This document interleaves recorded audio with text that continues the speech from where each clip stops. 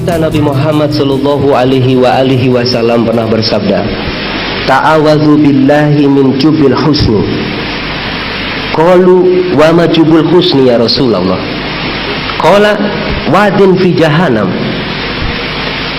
Nabi menyatakan, ta'awadzu billahi min jubil husni. Minta perlindunganlah kalian kepada Allah dari itu jubul husni. Dan para sahabat bertanya, qalu wa ma jubul husni ya Rasulullah? Ya Rasul, apa yang Anda maksud dengan jubul husni? Qala wadin fi jahannam. Jubul husni itu adalah sebuah lembah yang ada di neraka jahanam. Ta'awatu minhu jahannam kula yaum arba'ami'ah marotan. Yang neraka jahanam sendiri ta'awud kepada Allah Subhanahu wa taala sehari 400 kali. Ini gila nih tempat. Neraka jahanam saja sampai ta'awud. Ini lembah yang ada di neraka. Neraka jahanam sendiri sampai mohon ampun pada Allah atas dahsyatnya ini tempat. Dan para sahabat penasaran, qalu wa man yadkhuluhu ya Rasulullah? Siapa yang akan masuk ke jubul husni itu? Qala uida lil qura al muraina bi a'malihim. Ini tempat disediakan bagi para pembaca Al-Qur'an yang riya, yang pamer. Maka hati-hati nih, para pembaca Al-Qur'an itu maksudnya ya ulama. Siapa lagi yang bisa membaca Al-Qur'an selain ulama? Kemudian beliau melanjutkan, inna min abghadil qura ilallahi alladzina yazurunal umara. Dan para pembaca Al-Quran yang paling dibenci oleh Allah SWT adalah para pembaca Al-Quran yang doyan, yang suka mengunjungi itu para penguasa. Kalau dia mengunjungi penguasa dinasihati, maka dia dapat mati syahid. Sayyidus syuhada khamsatun wa rajulun qama ala imamin jairin fanasahahu faqatalahu. Di hadis disebut seperti itu. Penghulu, pemimpin orang yang mati syahid itu adalah Hamzah bin Abdul Muthalib, paman beliau, dan seorang laki-laki yang berdiri di hadapan penguasa dan dia menasihati penguasa itu dan penguasa membunuh dia. Ini orang yang termasuk penghulunya mati syahid. Tapi kalau ini ulamanya ngemis-ngemis, ngatok kepada para penguasa-penguasa fasik, penguasa zalim, bahkan kemudian mendukung kebijakan-kebijakan mereka yang mendolimi umat Islam, maka saya khawatirnya masuk di jubul husni. Dan yang kedua, yang terakhir karena waktu, para alim ulama, saya ingin sampaikan satu makalah. Yang makalah ini disebut dalam kitab Kifayatul Akhyar.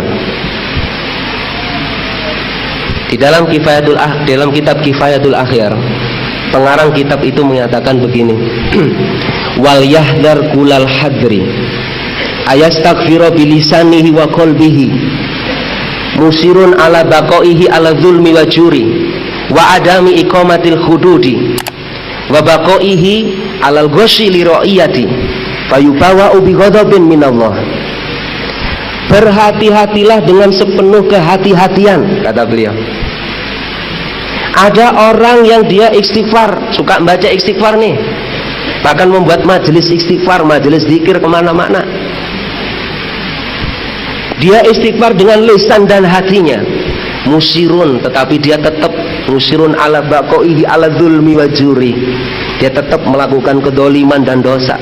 Di antara kedoliman dan dosa adalah dia tidak mau menegakkan syariat Islam, tidak mau menegakkan khilafah al-Islamiyah. Wa adami iqamatil hududi, dan dia tidak mau menegakkan hududnya Allah Subhanahu wa taala, dan tetap dia menipu rakyatnya. Maka para alim yang dimuliakan oleh Allah, orang yang istighfar seperti itu kagak dapat ampunan. Mestinya kalau orang istighfar dapat ampunan, tapi ini ada istighfar justru yang menjadikan orang yang istighfar itu dapat dosa. Bahkan disebutkan fayubawa ubi ghadabin minallah, maka telah disediakan kemurkaan Allah bagi orang yang istighfar seperti itu. Mengapa bisa? Fa'inah sifatul Yahudi. Karena apa? Itu adalah sifatnya orang Yahudi. Waqad zamahumullah lidzalika li'annahu nau istihza'in Itu hati-hati. Allah Subhanahu wa taala telah mencela orang yang istighfar seperti itu. Karena apa? Istighfar seperti itu adalah bentuk mengolok-olok Allah. Astagfirullah. Wah, rakyatnya dipukulin. Astagfirullah, astagfirullah. Ustaz, mari kita menegakkan syariat. Kagak mau. Astagfirullah. Apa enggak ngolok-ngolok itu? Jadi para alim, yang ngejek. Ini ngejek Allah Subhanahu wa taala itu. Lebih-lebih nih bikin majelis zikir, majelis istighfar, yang majelisnya itu kemudian diserahkan kepada penguasa. Wah, itu lebih dosa lagi untuk mendukung mereka. Na'udzubillahi min dzalik. Tapi kalau majelis zikirnya, majelis taklimnya sering istighfar, kemudian majelis taklimnya itu didorong untuk bersama-sama memperjuangkan tegaknya syariat dan khilafah, maka pahala melimpah yang akan didapatkan orang tersebut. Waqad sorahal ulama bi anna hadal istighfaro dzanbun, kata beliau. Para ulama sudah menegaskan bahwasanya istighfar seperti itu adalah dosa, para alim ulama yang dimuliakan. Akhirul kalam, Al-Fakir memohon maaf barangkali ada kata-kata saya yang kurang ajar atau mungkin kurang berkenan di hati para alim ulama sekalian, tapi ini perlu saya sampaikan kepada panjenengan semua supaya hukum-hukum Allah Subhanahu wa taala ini segera tegak di muka bumi. Billahi taufiq wal hidayah wa ridha wal inayah. Wassalamualaikum warahmatullahi wabarakatuh.